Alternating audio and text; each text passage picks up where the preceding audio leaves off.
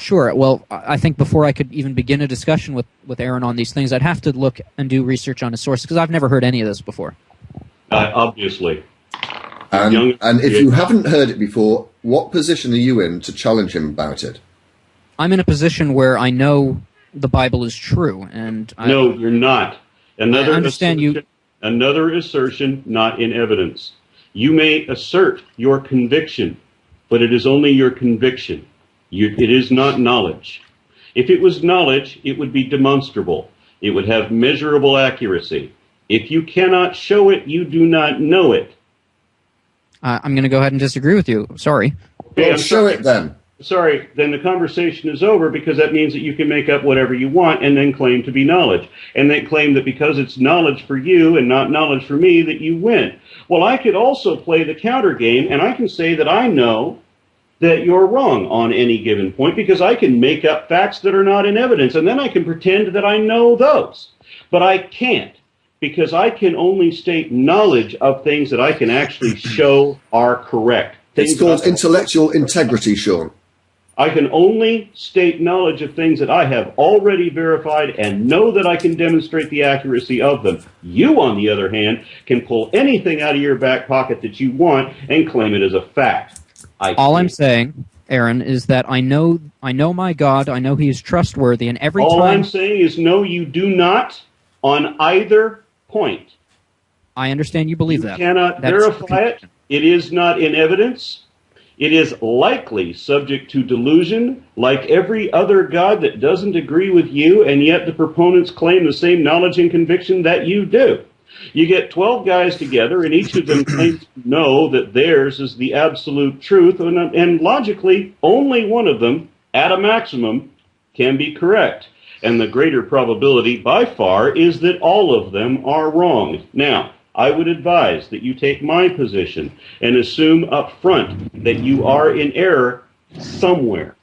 You must be in error. I don't know everything, but I do know that the Bible is true. Claim to know that. Oh, hang on. You don't know everything? I don't know everything. No, of course not. So you don't know for certain that the universe exists? No, I know just because I don't know everything doesn't mean I don't know something. I take that back. I take that back. Okay. Can I ask? I want to pull a Matt Dillahunty here.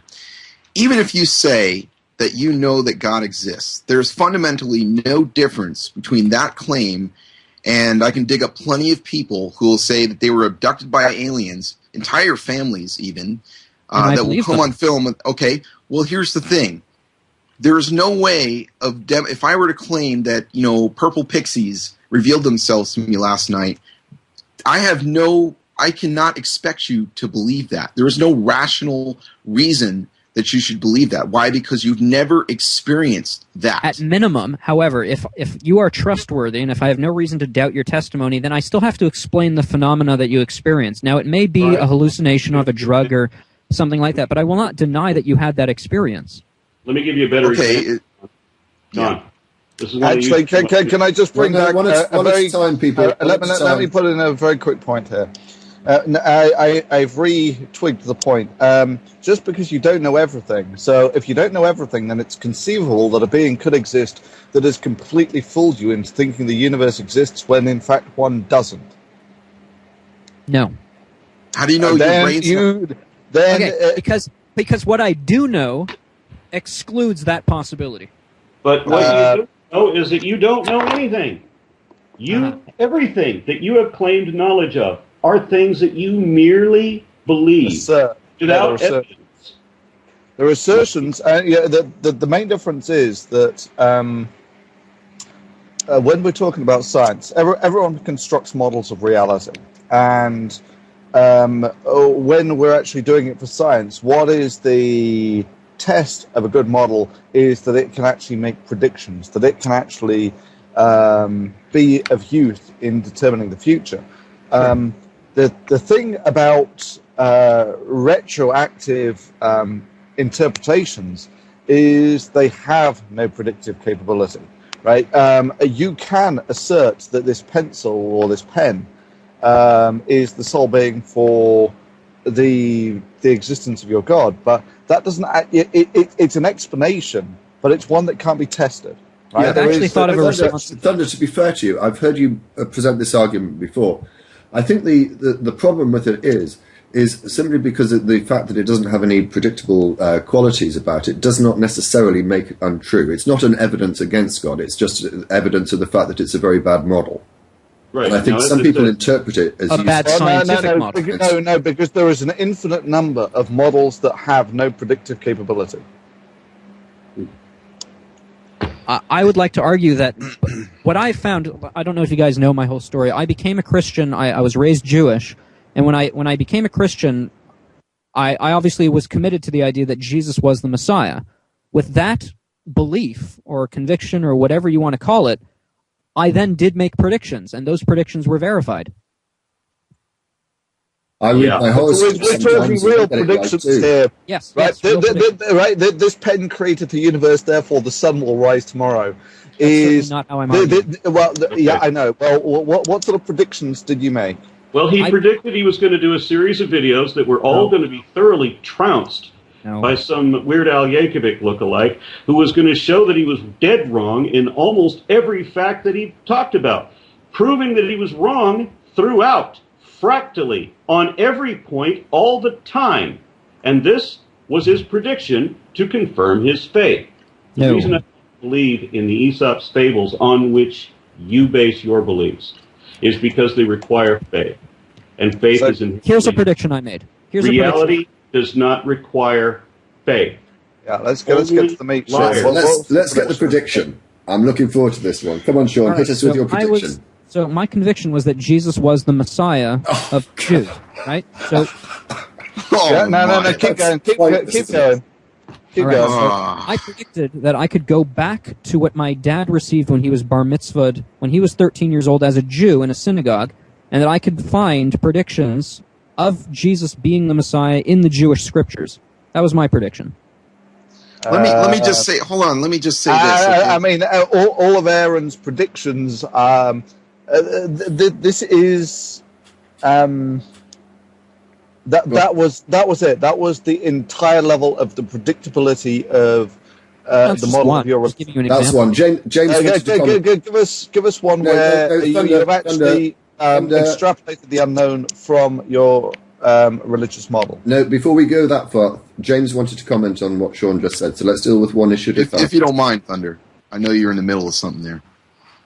I actually knew a Jehovah's Witness, or not a Jehovah's, a Mormon, who said that, he questioned the faith that he was brought up in.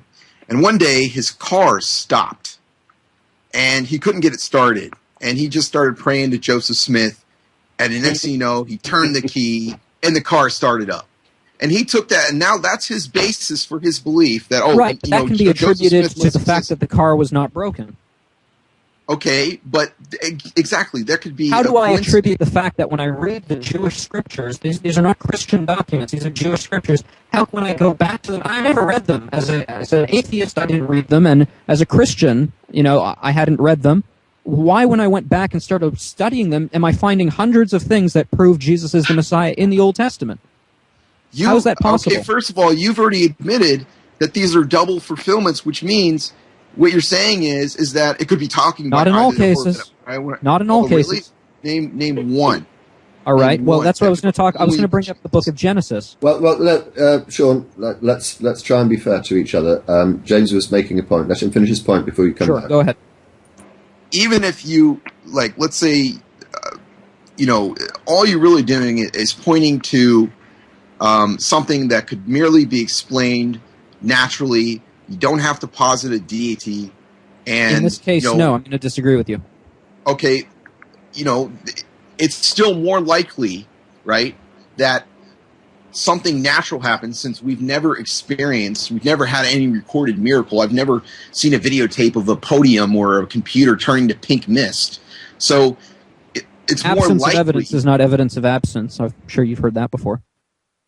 Yeah, and that's only been used 500 times by rational responder. Right, so just because you don't see miracles doesn't mean miracles are not possible. Oh, I'm not saying that I absolutely have knowledge. Actually, miracles are not possible by definition. Why? They're the least by Because they are definition. defined as that which is impossible. I don't define them as that. Well, hold on. They are. Is that they're physically impossible, meaning they're impossible. If I it has never- to be anyway and can't be accounted for by physics, that means it's physically impossible.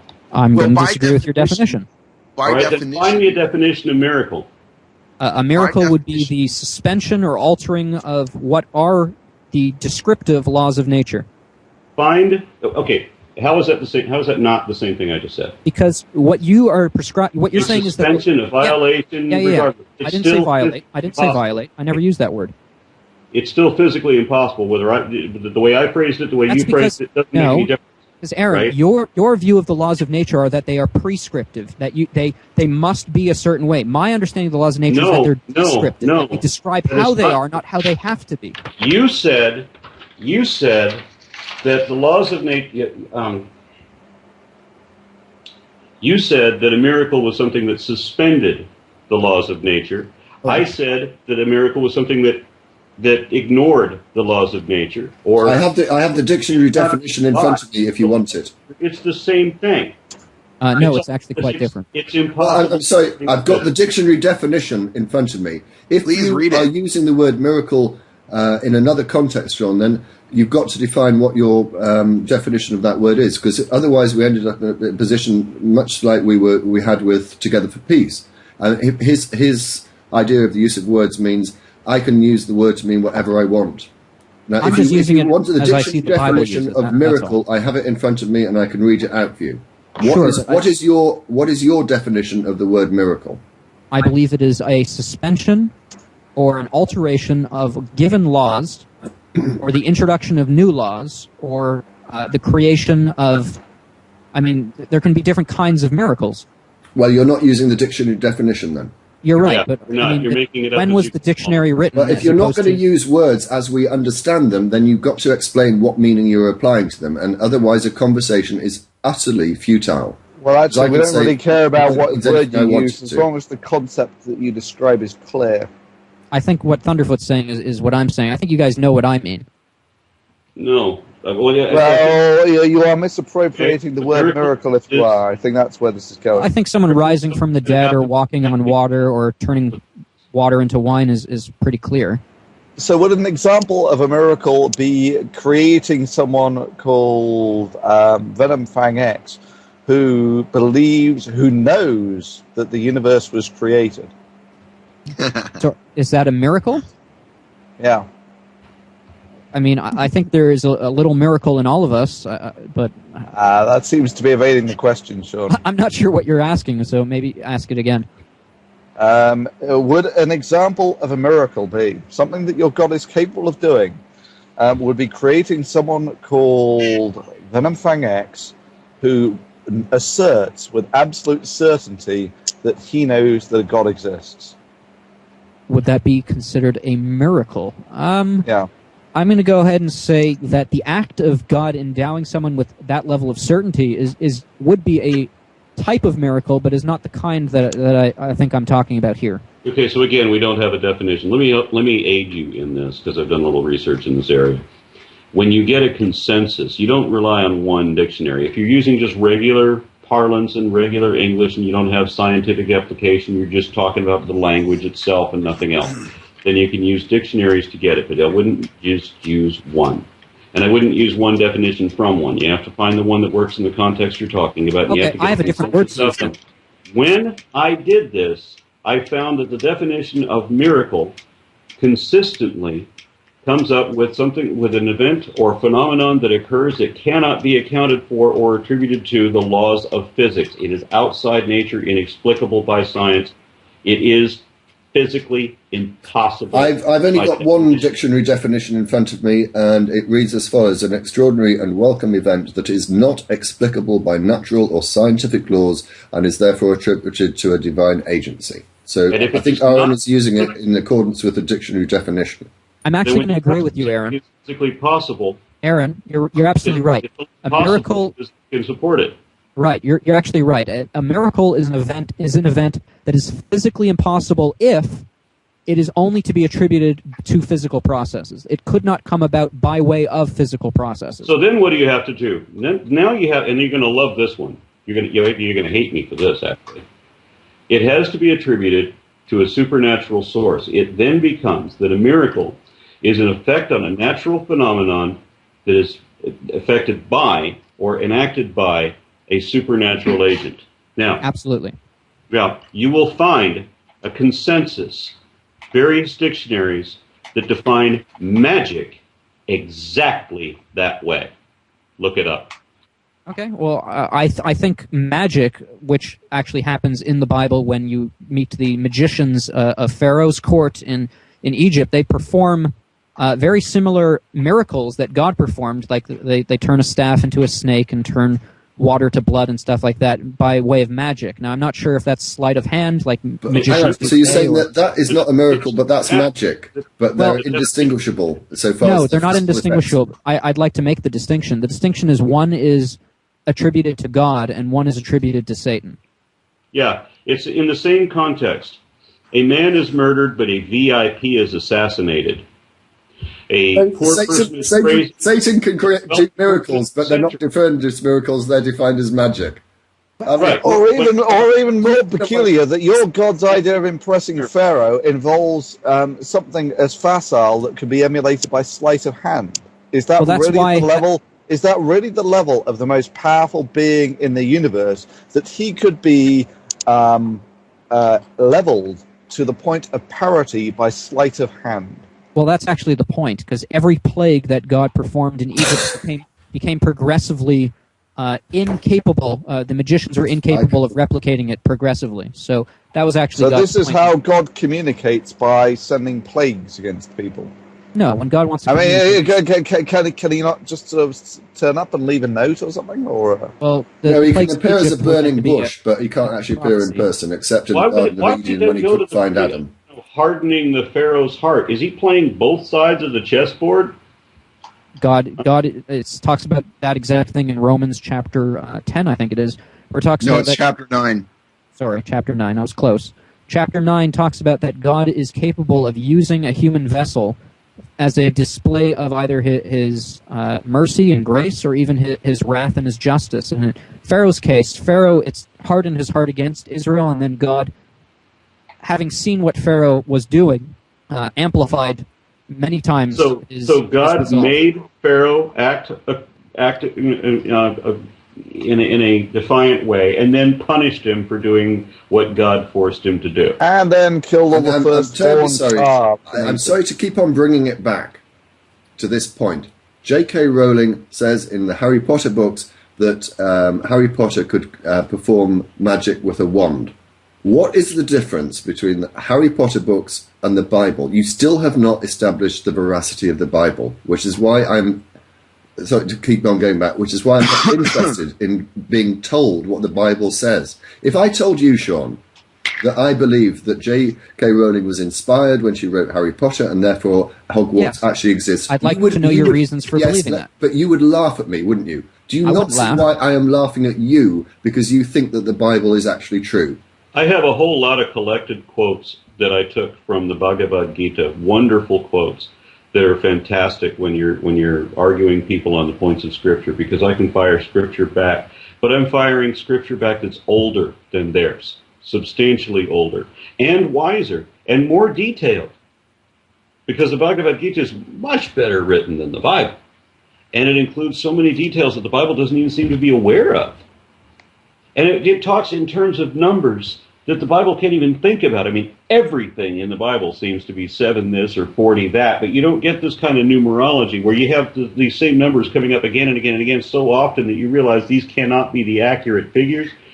But what you get in the Bhagavad Gita are astronomical numbers. 4.32 billion years is the course of a single day of Brahma, for example. And that Krishna didn't just create this one world. Like, I mean, Genesis is obviously talking about the world, one planet, a disk with an obelisk over, or not an obelisk, the firmament over the top is like a snow globe in space. And then space is full of water. And then all the stars and all the planets and the sun and the moon and everything else were coughed out in the same sneeze at the same time, but this one little snow globe took 4 whole days for God to create. Obviously, this was a mythology that was written by people who only knew the little piece of land that they were on, and they did not know that it was a sphere. This is obvious. When you read the Bhagavad Gita, it seems that they knew something more than the biblical authors did, because they described at one point a multiverse. The book is enormous. Just Hold on. What evidence do you have for a multiverse? What? You seem to think that a multiverse is a good idea. Or No, Sean, don't misrepresent what he said. He said How that did I the book say contained a that? description. He didn't say that he had evidence for it. Okay, so why is that impressive? Why is it impressive that somebody living no less than 2,600 years ago had proposed not only that this world was not the only world, as the biblical authors obviously thought it was, but also that there were other worlds, and that it was a universe full of worlds, and that there wasn't even just one universe, but that there were more than one universe? How is really advanced thinking way before the origins of your book impressive? Yes. That was serious. It's not impressive when you have a biblical view, because the demons are active in this. When you have a biblical view, so you put your, as I think Ken Ham describes, you put your biblical glasses on and everything becomes clear, which basically means you're starting from your starting point is that God exists, which is an assumption which you cannot justify. I disagree. And then you arrive at the conclusion that God exists. This is not a terribly convincing argument. I can make it a magic sandwich. Founderfoot. I think you can both start with the assumption God exists. You can also use God as an axiom, but you can also work your way backwards. It works in all directions. How about doing this, John? Let's say that you realize that the only thing that requires faith is a poor liar, and that reality would not require faith, and that if God existed, he wouldn't require faith. You did bring that up as to and why... that having faith means asserting as fact that which is not evidently true, believing with absolute conviction when that such is never a wise move, and then having apologetics to rationalize away all evidence against you, essentially refusing to ever concede when you're wrong. So you have 3 points of abhorrent dishonesty on which the entirety of faith is based. So when you realize that faith is only and can only be dishonest throughout, and you think, let me find out what is really true instead. Let's say that instead of making the choice that your belief takes a priority over reality, let's say that understanding reality takes a priority over whatever you would rather believe. Now you would be on my tack, and you wouldn't be asserting things that you don't know. And instead, you'd be trying to find out. And you would be open to improve your perspective, and you would be open to make changes, and you absolutely would not believe anything on faith. Now, having an interest in truth for truth's sake, how could it be possible that I could come to any of the same conclusions that you have assumed? Well, I've been trying to give you reasons for the conclusions. Yes, but the reasons, Sean, I will let you answer, but the reasons, in short, as I think you've pretty much accepted and stated, your starting point is an assumption that there is a God, and that is where the whole problem lies, because you're making an assumption that is without justification, and from that point onwards, everything that follows and everything that you say and believe is flawed. No, you see, what I'm saying is, if you don't start this, we're going back to the presuppositionalist argument. What I'm saying is, if you don't start with God, then you end up in Thunderfoot's case, where you have no certainty about anything. Now, so you're just manufacturing God to give you certainty. Wait. I'm not saying I don't have any certainty. I'm saying you should never have absolute certainty. But that does not mean that I can't prove that your beliefs in the flood are wrong, that your beliefs about our relationship with animals are wrong, that your belief about the Tower of Babel is wrong. I can prove all of these things that you believe are wrong, and that so many of the things that you have claimed as facts in your favor are also wrong, and that your understanding of theology is wrong, and your understanding of archaeology is wrong. I can prove all of that. Well, I disagree with you. I've watched your videos, and I disagree with you. I'm uncertain of anything, either. I told you at the beginning of this could be a matrix-enhanced illusion, granted, but probably not. probably reality is real. Do you accept that reality is real? Of course I do.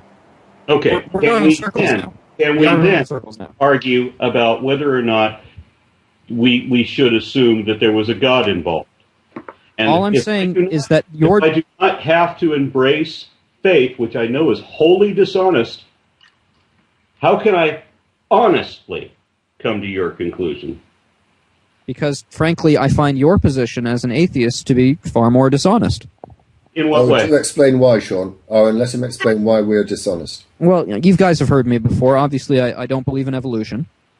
Yes, and since we can prove that too, then I'm just a disagree. little quizzical as to why you deny reality in the way that you do. Well, But I would say said you that deny I am reality. dishonest. So I'm going to ask you, Sean, to come up with a statement that I've made, quoted verbatim, that is inaccurate and that I knew to be inaccurate when I said it. Okay, I'm glad you reminded me of this. You made a video about feline life forms, about the formation of where the cat family comes from. Felines. Yeah. Do you remember that video? Yes. All right. In that video, I wish I had watched it more recently. It must have been 6 months ago, and I had planned on making a video response because there was something that you said that was wrong, and actually it was the key to unlocking essentially the reason that evolution was not true. You said something, and I apologize if I'm misquoting you or if I just don't remember all the finer points, but you basically asked the question. You asked the question to your audience, did Noah, you entertained the hypothetical of the flood scenario. You said, did Noah bring kinds of animals within families? Sort of like, did he bring... You were asking, did all cats come from two cats, or are there different kinds of cats? Something like... Does this sound familiar? Yes. All right. So your question was, and then you sort of laughed at the idea. You sort of scoffed at the idea that there could be different kinds of within a family. So, for example, like a penguin, a woodpecker, a finch. They're all birds, clearly, but what if they're distinct kinds? And you sort of thought that idea would be silly. Yes, because the Bible describes it that way too. There's so many inconsistencies. Okay, and that's what I wanted to respond to. When Noah was on the ark, he sent out two birds. He sent out a raven the first time when the flood stopped, and then he sent out a dove, which means that a raven and a dove must be distinct kinds, right? No, it doesn't. You've got to interpret it with biblical glasses. It doesn't actually say that ravens and doves couldn't interbreed, does it? No, but just because they can interbreed, I've brought this up before, even if they could interbreed, that would actually really mess up your evolutionary things. But it doesn't actually say that in the Bible, does it? It doesn't say that in the Bible that doves and ravens aren't the same kind. Okay, Sean, I asked a question in that video about how many cats Noah took on his ark, because I was trying to establish where you divide the line and how you can show that that is correct. You accused me of being dishonest, and I take it that I was supposedly dishonest in that I asked you a question. You asked a question and you assumed the answer was either silly or... I don't have to assume the answer, Sean. I've asked that question 1,000 times. No one, including you, will answer it. Well, I'm answering it right now. Clearly, a raven and a dove are not the same kind. A raven and a dove. I asked you how many cats did Noah take. Sean, perhaps it would be helpful if we can clarify. Just a second. Perhaps it would be helpful, because this is, again, a situation where people are using words which they may be using in different terms. Could you please, Sean, for us, describe what a kind is? Anything that does not share. In the context of the Bible and Noah and the flood and everything. What is a kind? A kind is anything that does not share a common ancestor with anything else. Okay. Then look at my latest video, Phylogeny Challenge. Answer that, and we'll be able to continue. So you do think there is common ancestry between certain kinds? Yeah, and if I ask a question... You're accepting evolution, but I but I just want to be clear about what you're saying. They don't Sean, your definition of kind isn't actually just a second, useful. Thunder. I want him to be clear about this. You're saying that your definition of a kind is something that doesn't share a common ancestor. With other kinds, yes. A kind is something that has a distinct ancestry from something else. That would make it a distinct kind. Then look at the video Phylogeny Challenge and show me two different kinds. All right. Late. Right now, you were accusing me of dishonesty, No, as okay. I remember. This Yes. coming from the kid that actually, built the hospital out of their donations, and you accuse me of dishonesty. This is rich. That a fraud like you, who made the claims that you made in the videos that you've done, would come and bring an accusation like that at me over asking a question. Well, No doubt. it's not just that you no, asked go on. the question. I think in fairness, Aaron, we ought to keep it on topic here. Because you cannot answer it. And No, I because can answer it, sir. With all due respect, I can answer it. Answer it. How many cats did Noah bring in the ark? Okay, well, I can't answer the number, but I can. Okay, then you the reason, can't answer the Aaron, question. with all due respect, Guys, can I actually put something in here? The reason your definition of kind is essentially worthless is because you cannot define two kinds. So, for instance, by your definition of kind, all life is the same kind according to evolution. If evolution were true, then yes. Right, okay, but that's not a useful definition. What we want to do is determine whether two animals actually share, are they the same kind or not the same kind? Right, so by your definition, it actually contains no information. Right? Well, So I would say it like this. You couldn't tell me if dogs and cats are the same kind or not. Show me Because that they're not. Right, okay, but so what we actually need is a definition where you can actually look at two animals today and tell me, are they the same kind or Well, not? and that's where the problem is, and that's why I brought up Aaron's video. And Aaron, I'm not accusing you of being. Let's try and keep it on target, Sean. So, Sean, you were accusing. If you're saying you did accuse him of being dishonest, you did. Let's not go there, guys. You also have failed to define kind, so far as I can see. I don't think there's any meaningful description you've given to the It's hard to word. respond to three people at once, but as best as I can balance all the thoughts that are going through my head. The reason I brought that up is because we can. It's still possible to identify the kinds, but because the original kinds were most clearly defined when they were originally created, we only have the offspring of the You kind. can't identify kinds because you haven't fucking told us what a kind is. A kind is something that does not share a common ancestor with other kinds. No, Sean. Now, What we want to know is... Hold on. It's me. He accused me of dishonesty. I'm going to have him. Okay, so allow me to respond to that. Aaron, what I felt was dishonest, and I'm not trying to attack your I'm character. not talking about what you feel is dishonest. I can take your videos and I can show you where you said things you knew were wrong, and you're going to tell me that I asked a question and it was dishonest because I assumed that you wouldn't answer the question? You think what I'm saying is there's a reason, Aaron, that you asked... 10 years of asking this question to thousands of creationists, you think it's wrong that I assume? Well, okay, then maybe I'm the first one to try and give you an answer. And hey, you know what? You are not the first one to fail at giving me an answer. No, you're not. It's Once difficult again, to talk how over many you, but cats did Noah take on the ark? let me ask you a question before I give you the answer. I didn't think you would answer the question. I thought you would change it to something else. You only answer a question with a question. You won't give an answer to the question. I can't give you a number, but I can't give you the answer that you're actually looking Should for. I ask the question again, Sean? Do you need to prove me about you again? Why are you asking the question?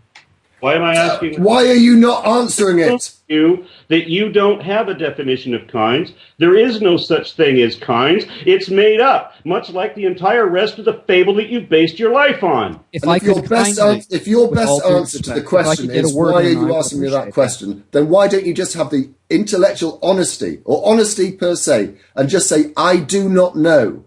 Because regardless that I can't give you an exact number, I can give you a satisfactory answer that'll answer the reason you're asking for the number. All right, let's hear it. All right. Now, in my opinion, the reason you're asking that question is because you want to be able to explain the diversity of the cats that we see around the world today from the animals on Noah's Ark. So, depending on the number that I give you, correct me if I'm wrong at any point here, depending on the number that I give you, it'll make more plausible or more implausible the Noah's Ark scenario. Is that correct? The Noah's Ark scenario is not plausible. It's certain that the Noah's Ark worldwide flood did not happen. How many cats did Noah take onto the ark? You have not answered it. Let me be clear on this. Sean, we know there was no worldwide flood. I've already we know it from every possible angle, from physics, from zoology, from paleontology, from archaeology, from mythology, from everything. We know the flood did not happen. We know That's still not what we're discussing, Aaron, with all due respect. We know the boundaries and the limits of the original story. We know the depth of the water. That's not what we're talking about. For some reason, it was always consistently 15 cubits, which is about Pause, everyone. In every one of these stories. Aaron, Hold on. We know the flood. Hold on. We know the flood did not happen, but that's not what we're talking about, Aaron. But because you believe in it, then you have added a further crippling handicap to your perspective, Aaron. In which evolution has to start all over again at the point of the flood. And now there is a reason we got that point. But please pause. Right. Sean said that we've moved off topic, and he's absolutely right. Let's get back to topic.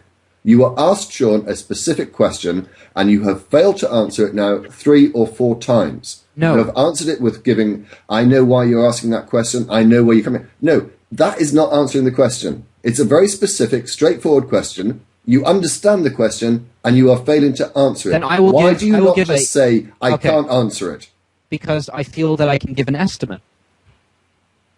That's fine. And how do we test the estimate? Okay, and here's how we can test it.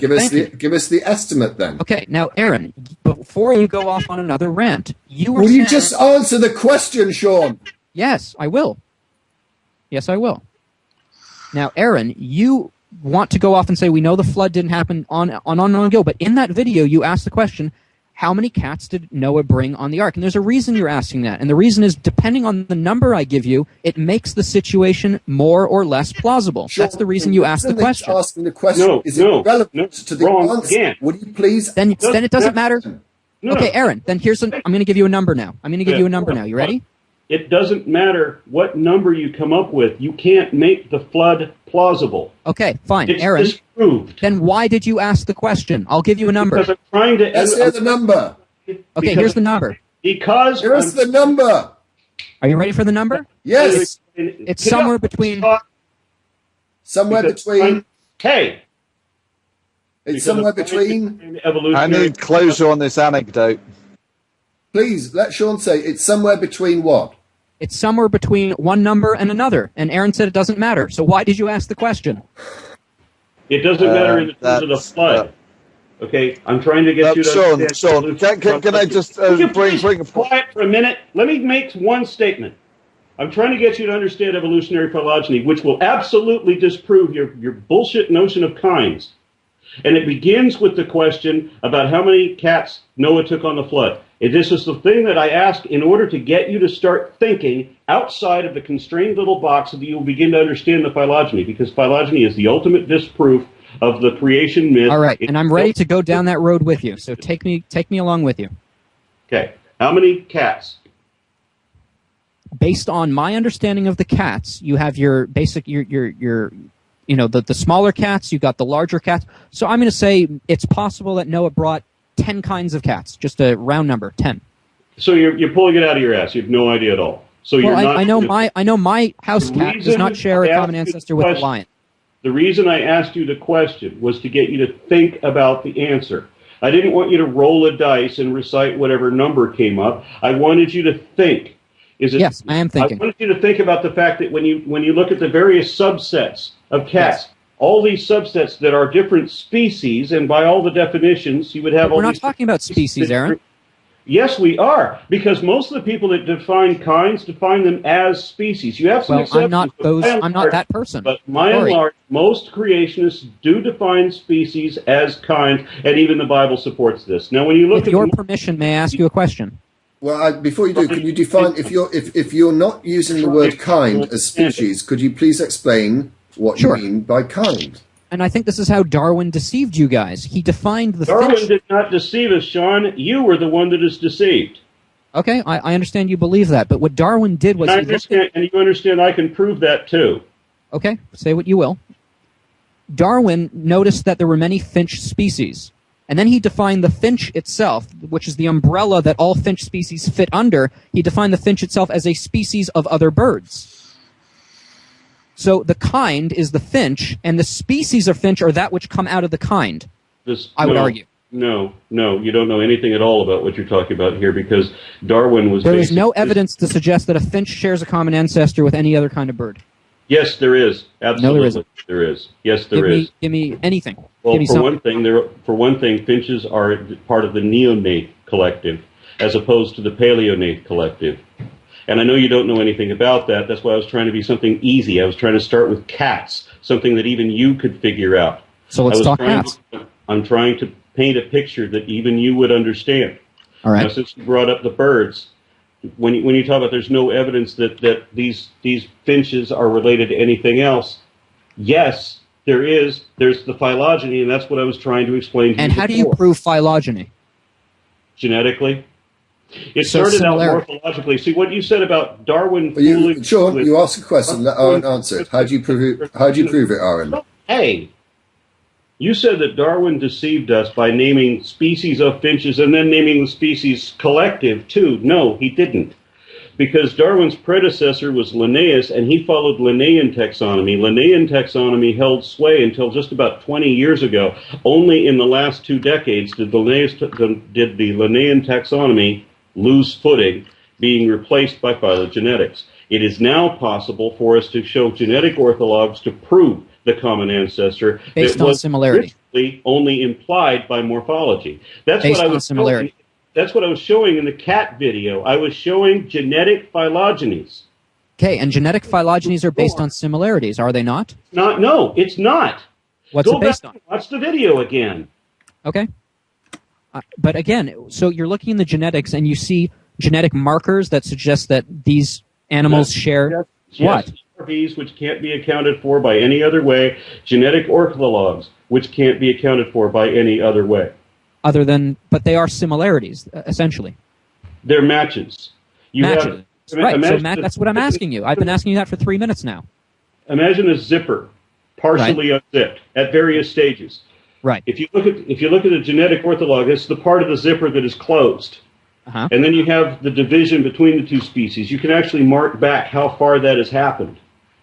It's possible in genetics to show not only where the relationships is, but where they diverged. In time. In time. Based on similarities. Matches. Based on a match, yes. And it's impossible for those to be artificial in any way. Right. Like they couldn't just be created that way. Right. Unless your God is wholly deceptive. And unless your God really wanted to convince people that we evolved and wanted to have every possible form of evidence proving that we evolved. If your God wanted to give us everything from every field to all unify in the same ultimate conclusion, indicated by everything from every independent field, to convince us that we were evolved, when really it was abracadabra and he pooped us out of nothing. If he's wholly deceptive... Can I pause everyone there, please? I've just got notification on Skype that I've reached a 4-hour time limit and the video has now stopped. I don't know whether if I stop the call and restart it, we'll get the video back, but I'm going to try and do that. So no one go away. I will end the call and then restart it. Okay? All right.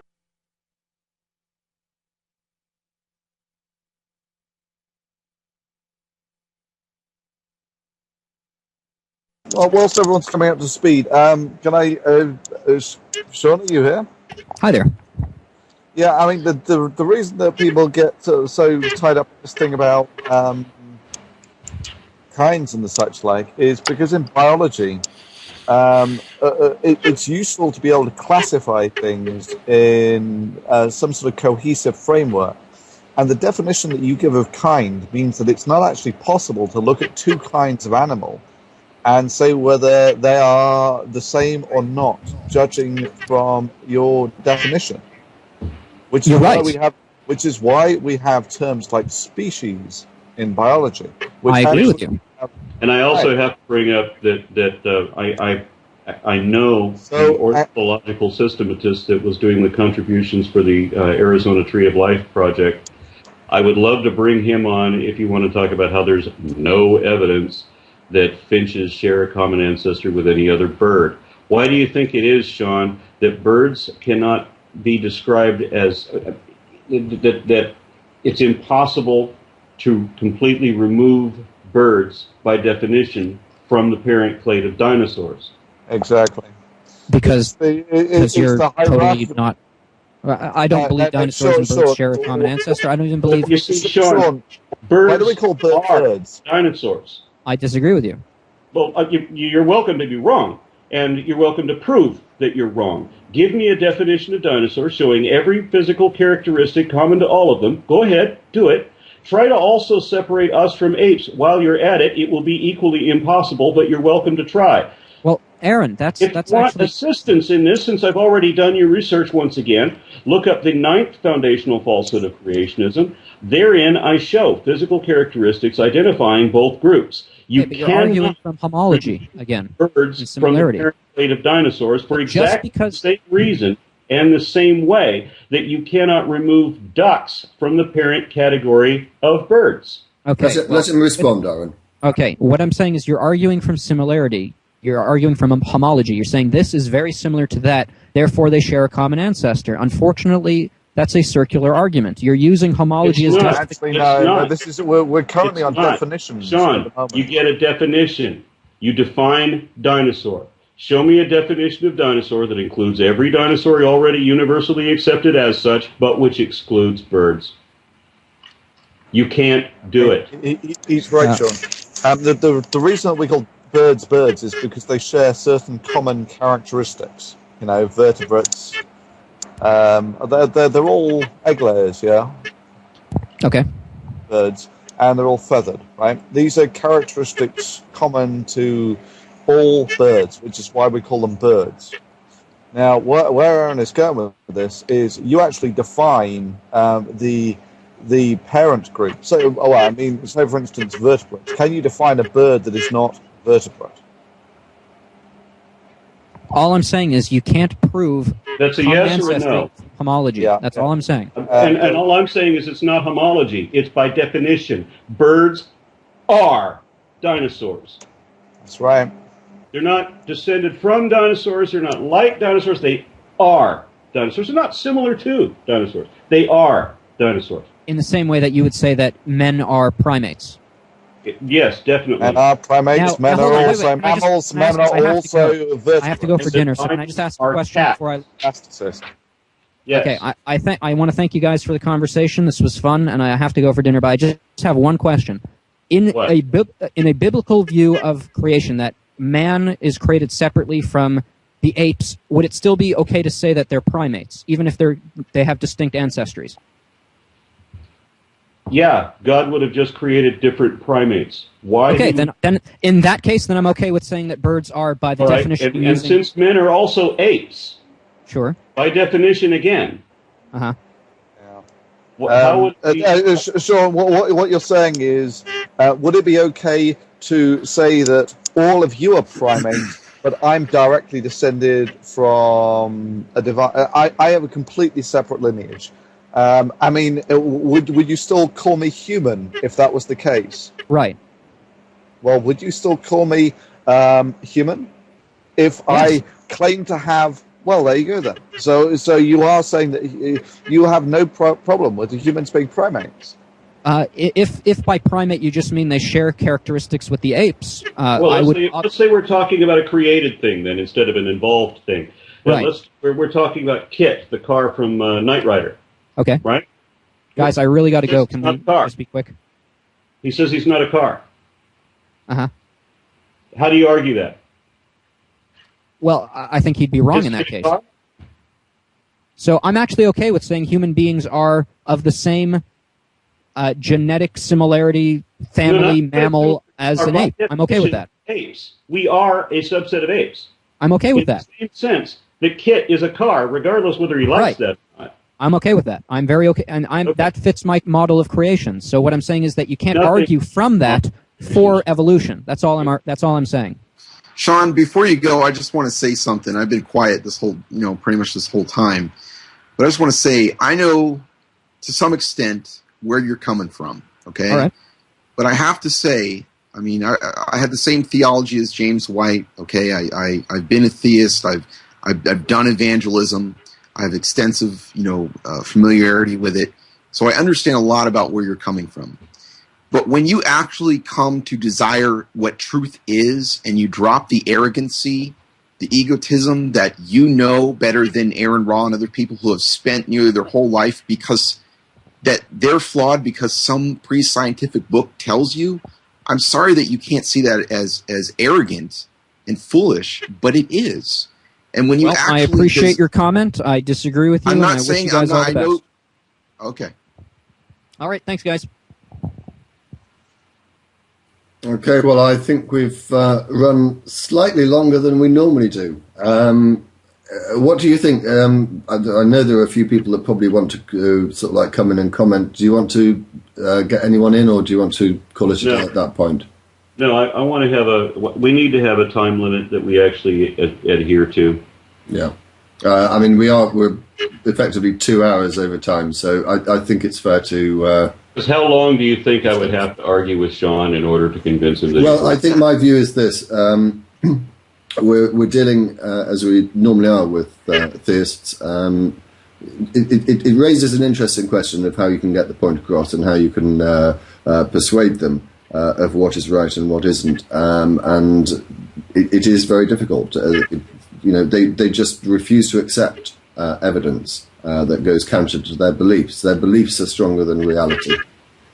And I don't know what the answer is. I mean, you and I, Aaron, were in Dublin. In fact, you even partook in the communicating atheism panel discussion. At the end of the day, I don't think there was any conclusive answer, was there? I think it's this simple. I've been where he's at. I understand what's going, and he has sold out to the idea that he can't know anything. Without his God, he obviously wants to believe this, and he'll cling on to anything that will support what he wants to believe. It doesn't matter how many evidences you throw out there. He's gonna run it right through his presupposition. It does not matter until he desires truth. Until he gets sick and he realizes that he's just so dishonest, and he gets sick of that self-dishonesty, he's going to just keep, he's just going to keep doing what he's doing. He views everything through his huge confirmation bias, and accepts what he thinks supports his point, and just simply refuses to accept anything that goes contrary to it. But I have to say this from personal experience, from being generally where he's at. I mean, I had a little bit different theology. I was a Calvinist. But I have to say that whether one admits it or not, believe it or not, a lot of the stuff that you guys say does stick in the theistic mind, whether they admit it or not, and it does plague them when they get home, and they try to explain it away. And eventually these things build up to where it just becomes so dishonest that they can no longer hold to that position. And that's generally what happens when people deconvert. It just becomes so absurd that they can just no longer... There are so many splinters that you've been planted in seeds that you've been planted in their mind that there's no way they can rationally or rationalize away, your arguments. Well, I think that's a very optimistic note upon which to end the show. I think that's... Do go on. Thunder, you wanted to say something? Yeah, I think that's right. Eventually you get to a sort of critical mass where you just cannot compartmentalize all of this successfully in one sort of the logical heuristic of the mind. So you can't hold two mutually opposing viewpoints. Well, you can, but you've got to compartmentalize them, and eventually it just gets impossible to do that. And I also say this is something I mentioned very, very much early on at the beginning of the show. They are, I'm afraid, they are worthy of ridicule and a lack of respect. How can I respect someone who is so clearly intellectually dishonest as Sean? I can't, but I don't know what the answer is. Anyway, can I thank everyone that's turned up and everyone that's contributed. As usual, we'll be trying to post this on the Magic Sandwich YouTube channel as soon as we can. Final words from us all. Aaron, do you want to start? Good night. Thunder. Good night. Hey, I mentioned something about doing another show next week, and this one turned out to be fine. there's no need to do one next week. We'll do the regular 2 weeks from tonight. I will contact Hamza Sortis, make sure he's good for the show in 2 weeks' time. Expect it to be a bit different because I'm genuinely curious. I expect to be asking this guy a lot of questions. Okay, look forward to that. James, thank you very much for coming along. I hope you enjoyed yourself. I just want to say this. I left some comments on your page saying, it's kind of rude to stand someone up. And surely there was something that probably came up, and that's why I wasn't on the show. So I just wanted to explain that I understand that something may have come up, but I just didn't know if you were blowing me off. So when you read those later, I'm not saying F you or anything like that, but just know that there's nothing personal. I understand things. It is me that needs to apologise. As I explained at the very beginning of the show, I attempted to take a 5-minute power nap at about 4 o'clock this afternoon, and it ended into a 3-hour slumber. So with 10 minutes to go, I actually woke up again. So it's just my fault. I owe you an apology, and I'm very grateful for all your time. If you could just next time let me know and say, hey, I forgot or this happened, that would be great. Because I just thought you were just like, F you. Not at all. As I say, you have my apologies. It was very shabby of me. And I'm grateful for that you did end up on the show. So thank you. Thank you very much. So unless anyone's got anything else to say, I think we'll wrap it up there. Yeah? Yeah. Okay. Thanks, everyone, for watching. We'll see you in 2 weeks' time. Don't die.